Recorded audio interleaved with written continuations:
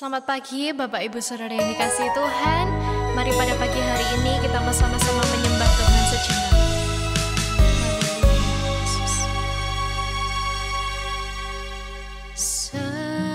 Semusim berlalu, namun Kau selalu peliharaku.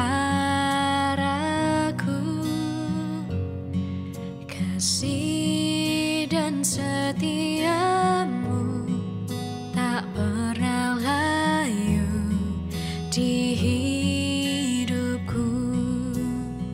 Lebih luas dari samudra, kebaikan-Mu Bapa takkan habis di hidupku.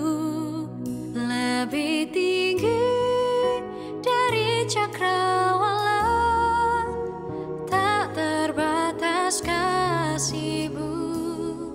Sungguh ku bersyukur.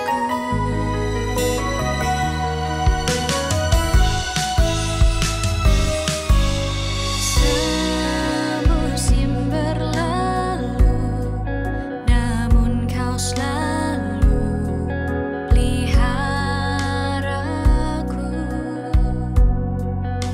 Kasih dan setia-Mu tak pernah layu di hidupku. Lebih luas dari samudra, kebaikan-Mu Bapa takkan habis di hidupku. Lebih tinggi dari cakrawala, tak terbatas kasih-Mu. Sungguh ku bersyukur. Mari kita bersama-sama sembah Tuhan. Terima kasih Tuhan. Haleluya. Terima kasih. Haleluya Yesus. Kami bersyukur. Terima kasih Tuhan. Lebih luas dari samudra, kebaikan-Mu Bapa takkan habis di hidupku. Lebih tinggi dari cakrawala, tak terbatas kasih-Mu. Sungguh ku bersyukur. Luas dari samudra, kebaikan-Mu Bapa takkan habis di hidupku. Lebih tinggi dari cakrawala, tak terbatas kasih-Mu. Sungguh ku bersyukur. Tak terbatas kasih-Mu. Sungguh ku bersyukur.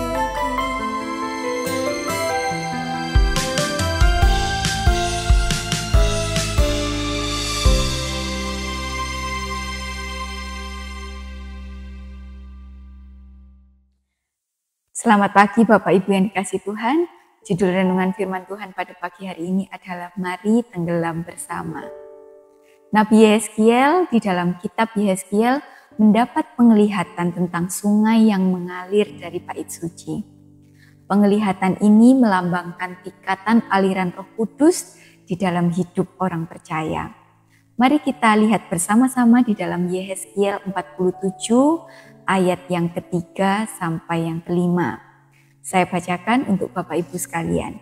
Yehezkiel 47 ayat yang ketiga sampai yang kelima.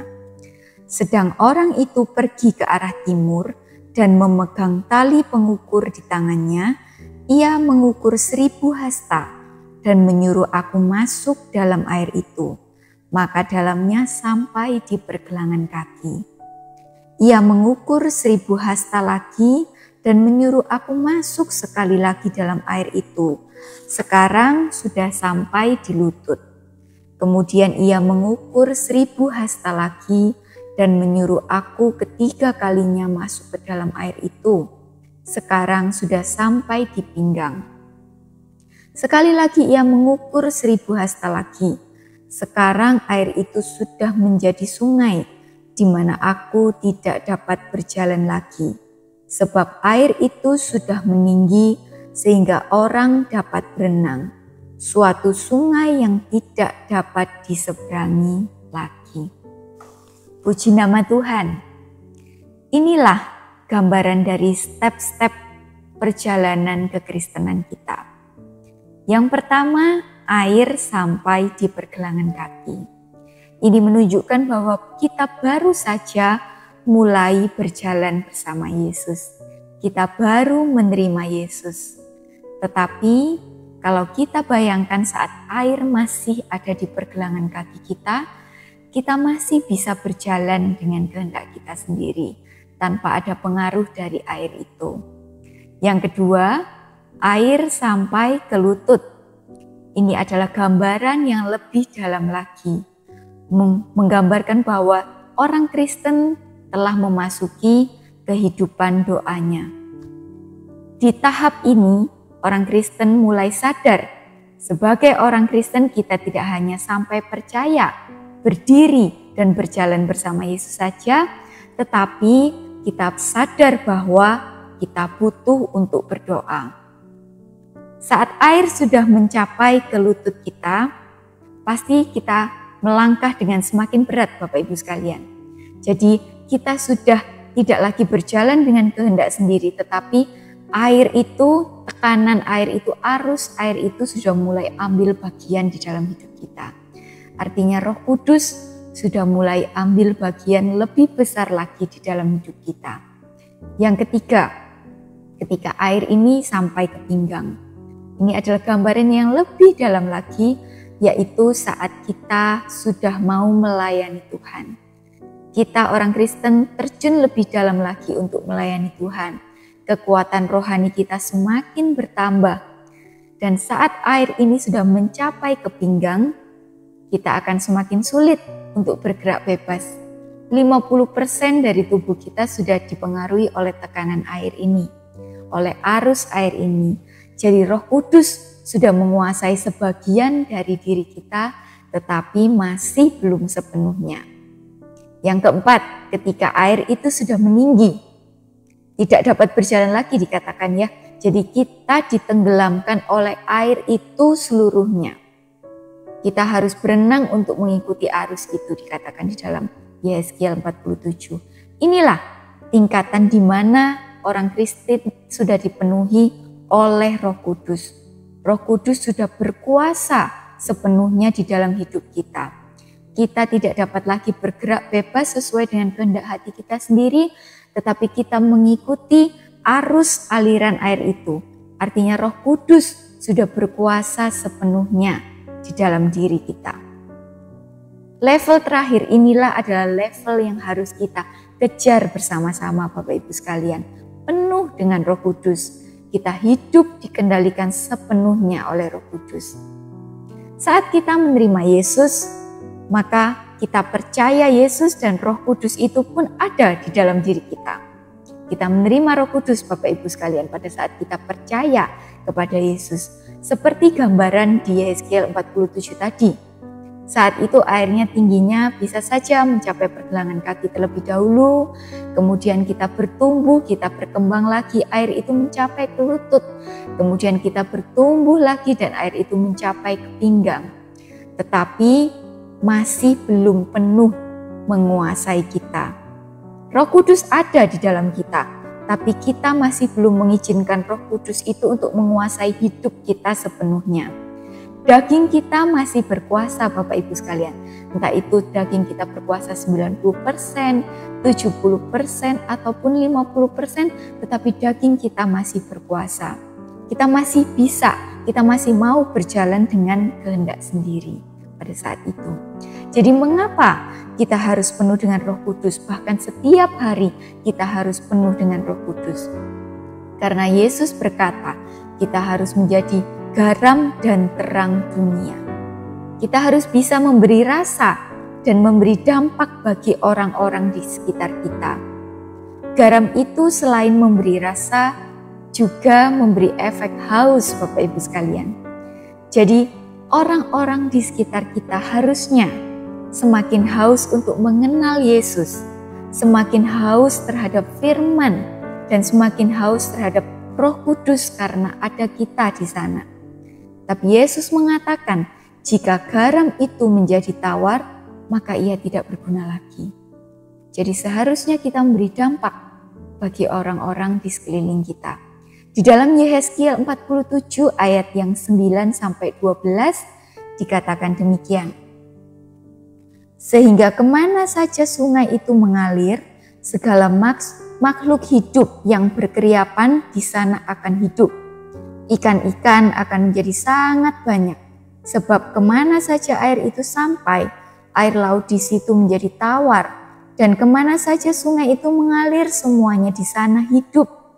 Maka penangkap-penangkap ikan sepenuh sepanjang tepinya, mulai dari En-Gedi sampai En-Eglaim. Daerah itu menjadi penjemuran pukat, dan di sungai itu ada berjenis-jenis ikan, seperti ikan-ikan di laut besar sangat banyak. Tetapi rawa-rawanya dan paya-payanya tidak menjadi tawar. Itu menjadi tempat pengambilan garam. Pada kedua tepi sungai itu tumbuh bermacam-macam pohon buah-buahan, yang daunnya tidak layu dan buahnya tidak habis-habis. Tiap bulan ada lagi buahnya yang baru, sebab pohon-pohon itu mendapat air dari tempat kudus itu. Buahnya menjadi makanan dan daunnya menjadi obat. Puji nama Tuhan. Kemana sungai itu mengalir, akan ada berkat kehidupan, pemulihan, kesembuhan. Itulah karya Roh Kudus yang seharusnya bekerja melalui kita jika kita dipenuhkan oleh Roh Kudus. Indah sekali Bapak Ibu sekalian, kita bisa menjadi penyalur berkat bagi orang-orang di sekeliling kita bisa menjadi berdampak dan bermanfaat bagi orang-orang di sekeliling kita.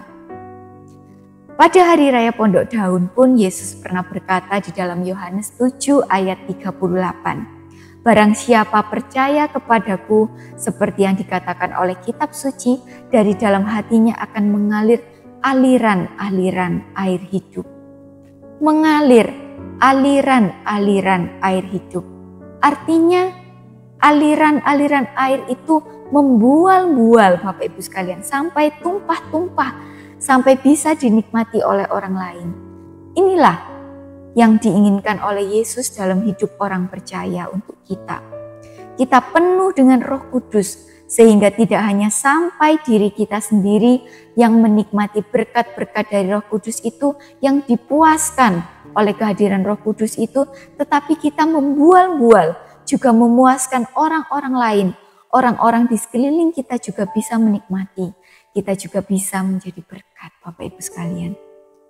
Ini yang menjadi kerinduan saya.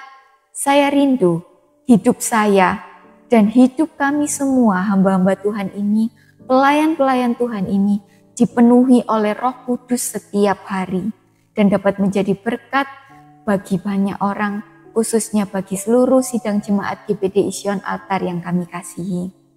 Juga seluruh jemaat GPD Ision Altar yang saya kasihi, saya juga berdoa agar seluruh jemaat juga dipenuhkan oleh Roh Kudus sehingga karya Roh Kudus nyata melalui hidup kita bersama.